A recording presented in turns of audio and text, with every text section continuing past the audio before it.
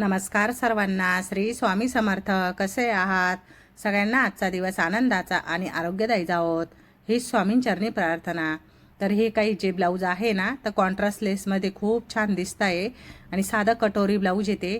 आणि अजून हे एक दुसरं ब्लाऊज जे आहे ते पार्टीवेअर साडीवरचं ब्लाऊज आहे. तर दोन्ही साईडला असे पॅच होते आणि मध्ये गळा होता. याला काही गळ्याची डिझाईन वगैरे दिलेली नव्हती. आणि हे एक जे दुसरं ब्लाऊज आहे ना, तर हे बोटनेक ब्लाऊज आहे. बॅक हुक टाकलेलं आहे, वरती बटन टाकलं आहे आणि सिल्क पॅटर्नमध्ये हे ब्लाऊज आहे. आणि 38 छातीचं ब्लाऊज आहे. एकदम छान असं फिटिंग वगैरे खूप छान बसलं आहे ब्लाऊजला. अजून हे एक दुसरं आहे ना, तर हे पण एक कटोरी ब्लाऊज आहे. सारखेच ब्लाऊज आहे 3-4. आणि अजून एक हे दुसरं जे आहे ना, तर हे पण बोटनेक शिवलं आहे आणि बोटनेकमध्येच खूप छान दिसतं आहे. घातल्यानंतर तर बोटनेक ब्लाऊजचा लुकच वेगळा दिसतो. त्यानंतर अजून हे एक ब्लाऊज आहे. यावरची साडी पण खूप सुंदर आहे आणि बाही पण आहे ना हाफ स्लीव्जमध्ये घेतलेली आहे. 3/4 दिलेली होती हाफ स्लीव्जमध्ये. आणि पुढच्या साईडला हा जो गळा दिलेला होता हा जसा आहे तसाच कट केला आणि तसंच त्याला अस्तर जॉईंटकडून पलटू मारून घेतलं आणि पुढच्या साईडला हुक टाकलेले आहे. आणि बॅक साईडला जो गळा दिलेला आहे ना, तर तो गळा पण जसा आहे तसाच टाकला. म्हणजे पूर्ण डिझायनर ब्लाऊज होतं आणि कलर तर खूप सुंदर दिसत होता. वरच्या साईडला उंचीनुसार मला पुरत नव्हतं, मग मी 1 इंच वरती कपडा जॉईंट करून घेतला आणि त्यानंतर ब्लाऊजची उंची वाढवली. असा हा आपला बोटनेक ब्लाऊज एकदम सुंदर असा तयार झाला आहे. घातल्यानंतर कस्टमर खूप खुश झालं आणि खूप छान दिसत होता. फिटिंग पण खूप छान बसला आणि डिझाईन तर बघायचंच काही काम नाही. डिझाईन तर एक नंबर. आणि साडी त्यातली अशी काहीशी होती, मध्ये प्लेनमध्ये आणि फक्त बॉर्डरला अशी होती. तर तुम्हाला साडी आवडली का नक्की सांगा. तर हे बघा, ऑनलाईन मी काय घेतलंय ते तुम्हाला दाखवते. इतकी छान आणि सुंदर वस्तू आलेली आहे. म्हणजे पहिल्यांदाच मागवली आणि दिसत तर खूप छान होती. म्हटलं चला मागून म्हणजे घेऊन तर बघू कशी आहे ती. तर खूप सुंदर आलेली. तर हे बघा, ही एक हँड पर्स बघा, ही एवढी सुंदर आलेली ना. हिचं काम आणि हे जे बेल्ट आहे ना, तर पूर्ण मोत्यामध्ये आणि ते छान अशी चेनमध्ये बनवलेले आहे आणि खूप सुंदर दिसते. ही बघा इथं अशी. आणि हे पूर्ण असे छोटे छोटे काच असं खूप छान वाटते. कपडा थोडा हलका आहे पण अशी दिसायला एकदम फॅशनेबल आणि असे एकदम हातात घ्यायला पण एकदम मस्त वाटते. तर मला आवडली, मी घेतली आहे ही पण. तर तुम्हाला आवडली का पर्स तर मला नक्की सांगा अशी. तर आता बघा, ऑनलाईनचं आता हे मी घेतलं आहे. तर आता ब्लाऊज शिवायचे. ब्लाऊज आता हे एक कटिंग करून ठेवलेलं ब्लाऊज आहे. हे 36 छातीचं पॅटर्नचं ब्लाऊज आहे हाफ स्लीव्हमध्ये. तर मी एक ऑनलाईन एकदम छान अशी वस्तू घेतली आहे, पहिल्यांदाच घेतली आहे. खूप छान आलेली ती. तर मी तुम्हाला दाखवते काय घेतलंय मी. तर प्रत्येक गोष्ट मी ऑनलाईनच का घेते, तर मला बाहेर जायला वेळ भेटत नाही. आणि कसं असतं नाही, हे टेलरिंग काम तर असं आहे ना, तर मी तर सांगते कोणतीच लेडीज असे हे काम सोडून तरी बाहेर कोणी काही खरेदीसाठी जात नसेल किंवा काही घेण्यासाठी जात नसेल. तर आपल्या प्रत्येक मैत्रिणीचं तसंच असेल आणि माझं पण सुद्धा तसंच आहे. कुठंही काही घ्यायला जायचं म्हटलं की एक ब्लाऊज शिवून होईल किंवा अर्ध ब्लाऊज शिवून होईल किंवा अस्तर तरी जोडून होईल असं आपल्या मनामध्ये असतं. आणि ब्लाऊजचं काम असं आहे का खूप लालची आहे. एक ब्लाऊज शिवलं का आपल्याला असं वाटतं नाही अजून एक शिवू. असं करता करता आपल्याला ती सवय होऊन जाते आणि आपल्याकडून खूप काम होतं तरी कळत नाही. असंही हे ब्लाऊजचं काम. आणि केलं तरच होतं, नाही केलं तर नाही होत. तर आता मी इतकी सध्या खूप धावपळ आहे. मला तुम्ही माझ्या डोळ्यांवरून दिसतच असेल. तर इतके डोळे ते असं खूप दुखत आहे. आणि महिन्यापासून एक वाजतोय मला झोपण्यासाठी. एवढा उशीर होतोय मला. तर आता हे बघा, आता हे नवरीचे ब्लाऊज कटिंग करायचे. आता हे 2 नवरींचे ब्लाऊज आहे, दोघं पण साखरपुड्याचे. आणि हा साखरपुडा आहे 11 तारखेला, म्हणजे 11 तारखेला आहे. आणि आमचं घरचंच लग्न आहे 10 तारखेला. मग मी आजच त्या ब्लाऊजांची तयारी करून ठेवते. म्हणजे सोमवारी जर त्यांचा साखरपुडा असेल तर मला आदल्याच दिवशी 10 तारखेला तरी ब्लाऊज द्यायला लागेल. आणि उद्या आहे 9 तारीख आणि आजची आहे 7 तारीख. तर एवढी आता आजही रात्री काही करून शिवायलाच लागणार आहे, कारण 2 दिवस लग्नामध्ये हळदीमध्ये जातील आणि त्यानंतर परत सोमवारी त्यांचा कार्यक्रम. मग टायमिंग ब्लाऊज तयार झाला पाहिजे हे टेन्शन असतं जास्त. कसं असतं, आपण जे विश्वासावर घेतलेलं असतं ना ब्लाऊज, तो विश्वास म्हणजे कस्टमरचा टिकून राहिला पाहिजे. आणि प्रत्येकाला हेच वाटतं की यांच्याकडे ब्लाऊज टायमिंग भेटतं आणि वेळेवर भेटतं असं खोटं बोलायचं नाही द्यायचं असं सांगून ते कसं चांगलं नाही वाटत. मग त्यामुळे कस्टमरचा कसा एक विश्वास बसलेला असतो की नाही आपलं ब्लाऊज होणारच आहे, किती लेट म्हटलं तरी पण ब्लाऊज तयारच करून द्यायला लागतं. आता हे 2 ब्लाऊज मी आता कटिंग करून घेणार आहे. तर हे बघा असे स्टिकर लावून ठेवलेली मी प्रत्येक ब्लाऊजला कसं शिवायचं. आणि हे बघा याला पण लावून ठेवलेले, म्हणजे 2 नवऱ्या आणि दोघी नवरींची साड्या सेम आहे, फक्त डिझाईन वेगवेगळी आहे आणि सेम साड्या, म्हणजे अशी पण आपल्याकडून गडबड होऊन जाते. काल परवा असंच झाला, थोडी नॉर्मल बॉर्डर वेगळी होती आणि कॉन्ट्रास्ट ब्लाऊज होता. तर एक साडी ती चेंज झाल्यामुळे एक साडी दुसरीकडे गेली बाहेर आणि एक साडी माझ्याकडे दुकानात होती. तर बरं झालं ती जवळपासच होती म्हणून सापडली.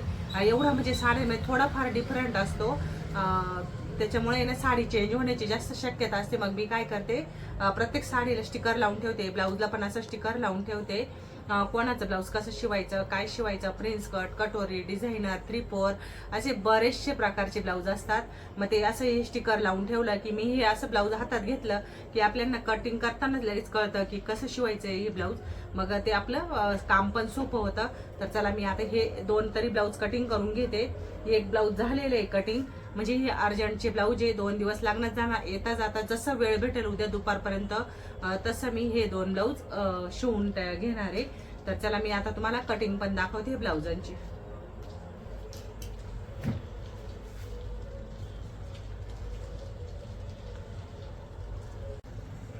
आता मी हे 4ही पण ब्लाऊज एकावर एक ठेवून कटिंग करते.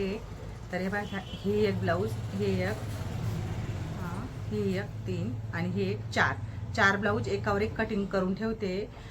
2 एका कस्टमरचे हे आणि हे एक एका कस्टमरचं आहे आणि हे एक एका, म्हणजे 3 कस्टमरचे ब्लाऊज एकावर एक ठेवून कटिंग करते. तर सगळ्यांना मी एकच पॅटर्न टाकणार आहे, तर कसं टाकते मी ते तुम्हाला बघा एकदा.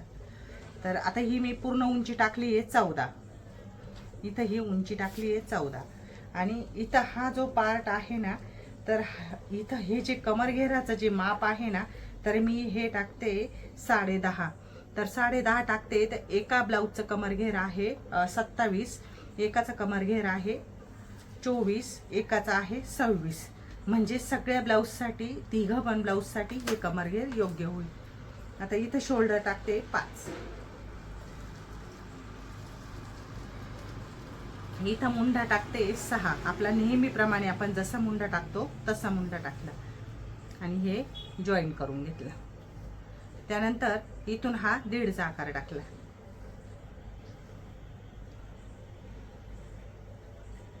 आता हे जे पॅटर्न आहे ना माझ्याकडे, ते हे टाकते मी.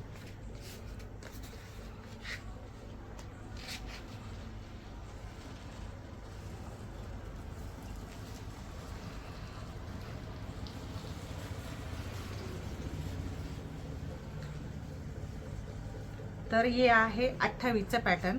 तर मी काय करणार, आता 28चं पॅटर्न टाकलंय, इथं नॉर्मलचं मी अर्धा इंच वाढवलेले, नॉर्मल अर्धा इंच इथं वाढवलेले मार्जिंगसाठी, म्हणजे आपल्याला जेणेकरून 4ही पण ब्लाऊज आपले व्यवस्थित आले पाहिजे. आता ही जी कटोरी आहे ही अशी टाकते, म्हणजे आपण एकाच कस्टमरचे ब्लाऊज असे पण 1-1 इंच कमर घेर कमी जास्त असतं किंवा अर्धा इंच कमी जास्त असतं, तर आपण एकच पॅटर्न टाकून आपण तसे पण कट करू शकतो.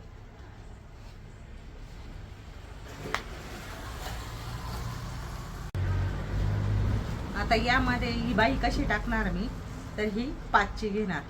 तर 5ची का घेणार, तर हे जे 2 कस्टमर आहे यांची बाही 3ची, तर आपण 1 इंच जास्त घेतो 4ची. आणि हे जे कस्टमर आहे यांची बाही आहे 4ची, तर आपण 1 इंच जास्त घेतो 5ची, म्हणून मी 5ची बाही टाकून घेतली. नंतर आपण मापानुसार कमी जास्त करून घ्यायची. आता हे कटिंग करून घेते.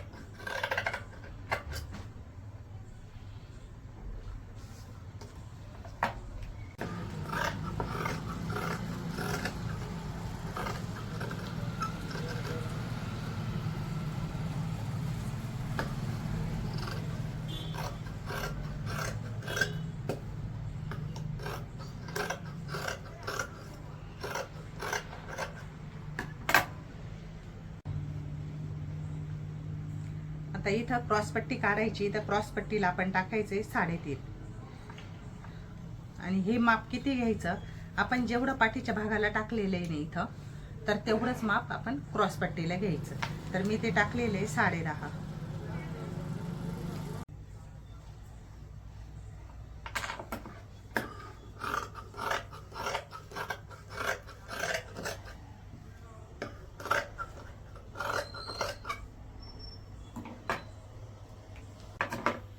इथे ही आता आयपट्टी काढून घेते.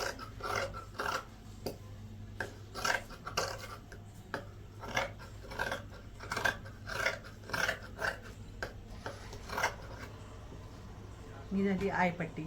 आयपट्टी 2 इंच किंवा 1.5 इंचाची तरी कमीत कमी पाहिजे. तर माझी 2च इंचाची असते ही आयपट्टी, कारण की आपल्या फोल्ड करण्यासाठी असं व्यवस्थित फोल्ड होते. थोडीशी मोठी जर असली तर बघा या मापाची मी आयपट्टी कटिंग केली. कचरा जो आहे ना तो बाजूला टाकून द्यायचा. त्यानंतर फक्त आपलं हे जे ब्लाऊज कटिंग केलेलं आहे ना, तर ते ठेवायचं. फक्त त्यामध्ये आपल्याला जे जे लागतं ते बाकी हा कचरा सगळा काढून टाकायचा. त्यानंतर आता तुम्ही म्हणाल ताई गळे कसे कट करायचे, तर मग आता आपण गळे दोघं आता हे दोघं एकाच मापाचे ब्लाऊज आहे, तर मी हे दोघांचा आधी कट करून घेणार आहे गळा. तर हा गळा आहे 8.5चा आहे इथं, तर मी 1 इंच जास्त घेणार आहे इथं. म्हणजे हा आपला इथं हे इतका दाबल्या जाणार आणि इथून हा खाली हा असं थोडं दाबल्या जाणार आणि थोडासा नॉर्मली आपला हा जो गळा आहे तेव्हा तो प्रॉपर आपला असा येणार, म्हणजे जेवढा पाहिजे तेवढा गळा तयार होतो. तर आता हा गळ्याचा शेप देताना असं द्यायचा.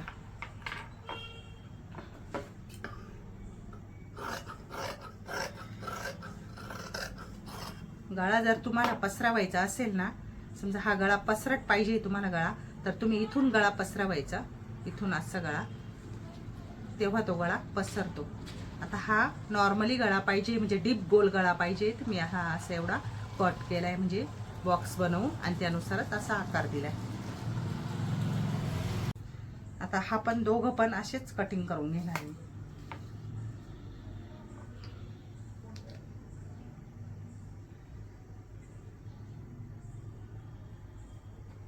10चा टाकलाय हा गळा.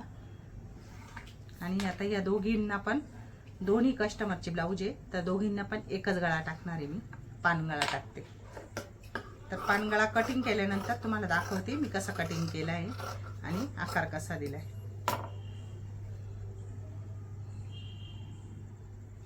तर बघा हा पानगळा. आता आपण कटिंग तर व्यवस्थित करतो, पण ज्यावेळेस आपण टिप मारतो ना इथं गळ्याला, तर इथं व्यवस्थित सुई टेकवायची आणि त्यानंतर असा व्यवस्थित असा आकार द्यायचा. आपल्याकडनं जर कानाकोपऱ्यांमध्ये जर सुई टेकवली गेली नाही तर आपल्या गळ्याचा आकार व्यवस्थित येणार नाही. मग तुम्ही किती छान कटिंग करा तरी व्यवस्थित येणार नाही. तर मी अशा पद्धतीने ब्लाऊज कटिंग करते. एकावर एक जर अस्तर टाकले ना तर थोडाफार 1-1 इंचाचा फरक असतो. तर या एका ब्लाऊजचं कमर घेर होतं 24, एकाचं होतं 26 आणि एकाचं होतं 27.5. मग मी चारही पण अस्तर एकावर एक टाकले, म्हणजे जी आपली घाईची वेळ असते ना, तर त्या वेळेत आपले पटापट ब्लाऊज असे कटिंग होतात आणि आपण शिवताना आपण त्यात कमी जास्त फिटिंगमध्ये 1-2 टिपचा फरक करू शकतो. तर आपण असं पण करू शकतो. आता बाहीचं पण तसंच आहे. आपली जेवढी बाही आहे ना, तर तेवढ्या बाहीमध्ये आपण 1-1 इंच एक्स्ट्रा तर अशीही ठेवलेलीच असते. आणि त्यानंतर मग आपण बाही जॉईन करताना आपले जे कस्टमरचे ज्या मापाची ब्लाऊज येते बाही आहे 3ची किंवा 3.25 किंवा 3.5 अशानुसार आपण कट करू शकतो. म्हणजे आपले अस्तर पण पटकन कटिंग होतात आणि ब्लाऊज पीस बाजूबाजूला करून आपण कटिंग करून घेऊ शकतो. तर यामध्ये असा बराचसा वेळ वाचतो. प्रत्येक अस्तर कटिंग करणं आणि प्रत्येकाचं वेगवेगळं सेपरेट कटिंग करणं, यामध्ये आपल्या जवळजवळ म्हणजे हे 1 तासात काम होणार असेल तर ते आपल्याला 2 ते 2.5 तास म्हणजे त्याच्यापेक्षा जास्त वेळ लागू शकतो. असं पण ब्लाऊज कटिंग करताना ह्या ज्या काही छोट्या मोठ्या जर गोष्टी जर आपण जर लक्षात जर ठेवल्या ना, तर आपला वेळ वाचतो आणि आपलं काम पण सहजच सोपं होतं. तर मी अशाच बऱ्याच दिवसापासून ब्लाऊज कटिंग करते. तर झालंय बघा, आता हे आपले सगळे ब्लाऊज मी कटिंग करून ठेवणार आहे. तर चला, व्हिडिओ आवडला असल्यास व्हिडिओला लाईक करा, शेअर करा आणि अशाच नवनवीन व्हिडिओसाठी, नवनवीन माहितीसाठी आपल्या चॅनलला सबस्क्राईब करा. चला भेटूया अशाच नवीन व्हिडिओमध्ये. तोपर्यंत सर्वांना श्री स्वामी समर्थ.